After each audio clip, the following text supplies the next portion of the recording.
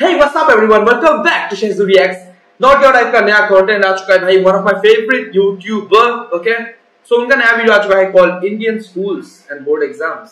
यो so okay, अभी ठीक है भाई, ज्यादा देर नहीं करता हूँ. Okay, let's get right into it. चलिए 3, 2, 1 गो. तुम्हें पता है Indore cleanest city of India. यहाँ सरकार ने सख्त मना किया है कि तुम चिप्स खा के रोड पे पैकेट नहीं फेंक सकते. तो लोगों ने पैकेट खा के रोड पे चिप्स फेंकना चालू कर दिया. क्या क्लीनेस्ट ये पता किसने लगाया? क्योंकि ऐसे तो किसी के दिमाग में नहीं आ सकता कि इंदौर में कूड़ा कितना हो. तो अगर अभी तक तुम्हें समझ नहीं आए तो मैं इंदौर से हूँ. हाँ, ऐसे फालतू में तो किसी को शौक होगा नहीं कि चलो यार इंदौर की बेइज्जती करते हैं. और सिर्फ इंदौर की करेंगे. मन्नू इस बार अहमदाबाद को भी छूना. इंदौर में कुछ करता ही नहीं कि भाई गंदा हो जाएगा. तो वहाँ पे सब लोग सुबह उठ के ताला लगा देते हैं और दूसरी सिटीज चले जाते हैं कचरा करने. तुम अभी जाके देखोगे इंदौर पे ताला लगा हुआ रहेगा. यहाँ तुम किसी का गला काट दो कोई दिक्कत नहीं, लेकिन काटने के बाद उसे गीले कचरे और सूखे कचरे में ध्यान से डालना. 400 लोगों को टपका दिया, 300 बच्चों को उठवाया, 5 बवासीर वाले अंकलों को पिटवाया. आज तक मुझे कोई पकड़ नहीं पाया. तुमने कैसे पकड़ा? वो आपने ये गीला कचरा सूखे रहने दीजिए, मैं देख लूंगा. तो मैं खिड़कियां में रहता हूँ. खिड़कियां इतना छोटा गांव है, वहाँ एक वाईफाई नेटवर्क में पूरा गांव कवर हो जाता है. इनफैक्ट खिड़कियां नाम भी उस वाईफाई नेटवर्क का ही था. तो गांव वालों ने सोचा यही रख लेते हैं. तो अभी खुद का चला लॉक गया मेरे गांव का नाम. किसी ने वो वाईफाई हैक कर लिया है. इतना छोटा गाँव है, तुम नॉर्मली भी चलोगे तो ऐसा लगेगा कि 80 की स्पीड पे जा रहे हो. चीजें इतनी तेज साइड से निकलती है. इंसानों के लिए स्पीड. एक बात बोलो, ये जो 3 सेकंड का बात है, ठीक है, लाइक नॉर्मली भी चलोगे तो 80 किलोमीटर स्पीड में जा रहे हो जैसा फील होगा, क्योंकि वो बहुत ही छोटा गाँव है. तुम कभी ऐसे सोच सकते हो? सीरियसली मुझे ऑनेस्टली बोलना, तुम कभी ऐसे सोच सकते हो? डेफिनेटली नहीं सोच सकते ब्रो. मैं नहीं सोच सकता भाई. इसका ऑब्जर्वेशन, इसका जो लाइक अलग ही सोचता है ब्रो बंदा. ये बहुत आगे जाएगा दोस्तों.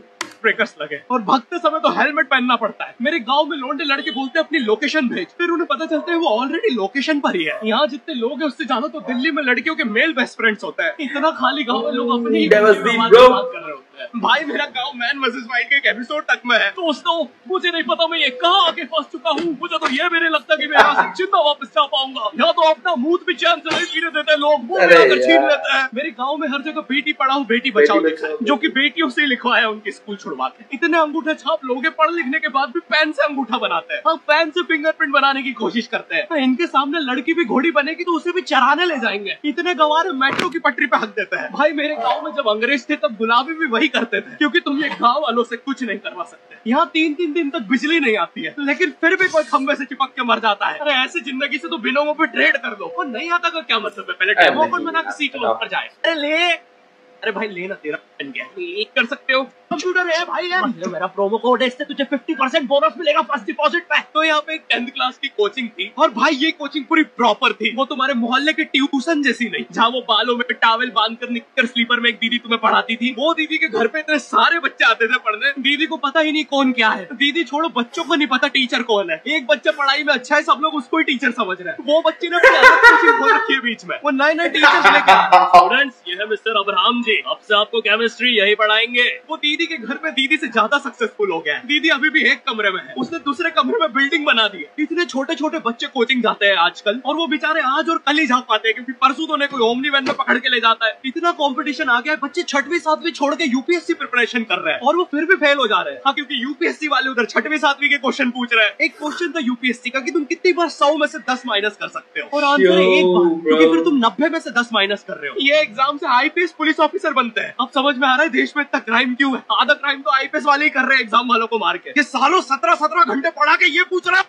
इसमें तो पूरा रॉ जा रहा है ब्रो. ये टॉपिक पे फोकस है. वैसे तो टॉपिक चेंज करता रहता है, ओके, और मतलब मेन टॉपिक भी चलता रहता है और साइड पे कुछ और टॉपिक्स चलते रहते हैं उसके, और शिफ्ट होता रहता है बहुत जल्दी. बट इस पे क्या फोकस है ब्रो बंदा, और क्या बोल रहा है भाई. इसकी बात है, इसका सेंस ऑफ ह्यूमर है भाई. मैं तो बहुत ज्यादा इम्प्रेस्ड हूँ भाई. उसका सर 10th पढ़ा के सन की हो गया था, क्योंकि भाई उसकी जिंदगी 10th की लूप पे फंसी हुई है. उसकी 10th खत्म होती ही फिर चालू हो जाती है. बच्चों के मम्मी पापा उन्हें 10th के बाद कंप्यूटर गिफ्ट करते हैं. सर के पास 70 कंप्यूटर हो गए हैं. हाँ, उनके मम्मी पापा आज तक गिफ्ट कर रहे हैं, और वो भी उस जमाने का विंडोज XP. सर बेचारा सारे कंप्यूटर जोड़ के GTA 5 खेलता है.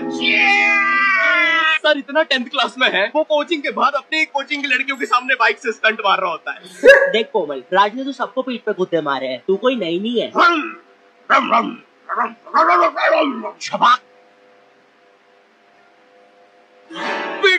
मारने वाला रहा। He doesn't have second hand. मेरी कोचिंग के बाहर हर साल एक बड़ा सा बैनर लगता था, उस पे जिस बच्चे के 90% बनते हैं उसकी बड़ी सी फोटो लगती है, और जिसके 60% बने हैं वो बड़ी सी फोटो लगा रहा होता था। वो 60% वाले बच्चे की इतनी सी फोटो आती है कोने में, वो भी खिल्ली से कूटी हुई। हाँ, बैनर के बाकी कोनों को ग्लू से चिपकाया है, बस इसकी फोटो पे खूंटा ठोक रखा है। और हर कोचिंग में ना एक पैटर्न जरूर होता है कि आगे वाले बच्चे का तो कंफर्म है, वो तो टॉप करेगा ही करेगा। उसकी तो हाथों की रकीलों तक में 96% बना है। मुझे दिखाया उसने, मैं डर गया, बाद में ट्यूमर निकला वो। भाई तू इलाज करवा ले यार अपना। कोचिंग में पीछे एक बच्चा पिट रहा है, उसकी किताब में सर ने ड्राइंग्स देख लिया, वो ड्राइंग्स उसकी थी भी नहीं, वो जिस सीनियर की बुक थी उसने बना रखी थी। ये इसलिए पिट रहा है क्योंकि इसको आज तक लगता था कि गांधी जी घूंघट पे हंसती एक औरत है और नेहरू जी ये है नेहरू जी। इस बच्चे के हिसाब से हमारी आजादी की लड़ाई कुछ ऐसी दिखती है। ये कौन है ब्रो भाई, ये कौन है? अरे यार फिर आते हैं हमारे बोर्ड एग्जाम्स। बोर्ड एग्जाम्स में मिलते हैं हमें डिफरेंट सेंटर। प्राइवेट स्कूल के बच्चे जाते हैं गवर्नमेंट स्कूल में, और गवर्नमेंट स्कूल के बच्चे जाते हैं प्राइवेट स्कूल में। और भाई बहुत डिफरेंस होता है इन दोनों स्कूल में। प्राइवेट स्कूल के बच्चे बोलते हैं हमारी स्कूल के नीचे कब्रिस्तान है। गवर्नमेंट स्कूल के बच्चे बोलते हैं कब्रिस्तान के नीचे हमारी स्कूल है। गवर्नमेंट स्कूल की बेंचेस हमेशा हिलती रहती है, वहाँ के बच्चों के बुंड का बैलेंस ही वही हो चुका है। उनको तो नॉर्मल बेंच पे बिठाओ वो उस पे भी हिलते रहते हैं। और भाई यहाँ की टॉयलेट, ये बस टॉयलेट के लिए यूज नहीं होता है। अरे तुझे श्रेया का नंबर याद है क्या? चल मेरे साथ। कहाँ? अरे बाबा यहाँ तुझे किसी भी लड़की का नंबर मिल जाएगा। श्रेया अग्रवाल, श्रेया बंसल, श्रेया शर्मा, श्रेया राजा मिल गया। अरे लेकिन ये तो बंद है। अरे तो टेंशन की क्या बात है, इधर आइए ना, इधर बाकी नंबर भी है, चेक करिए। श्रेया जियो, श्रेया एयरटेल, श्रेया आइडिया। हेलो श्रेया। हाँ बोल।